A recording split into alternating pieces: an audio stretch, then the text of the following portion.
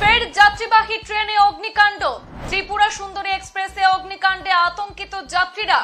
যাত্রীদের মধ্যে তীব্র হাহাকার পরিস্থিতি। নিউ দিল্লি থেকে আগরতলা অভিমুখী ত্রিপুরা সুন্দরী এক্সপ্রেসে অগ্নিকাণ্ড। লামডিং এ পৌঁছাতেই ত্রিপুরা সুন্দরী এক্সপ্রেসে আগুন ধরে যায়।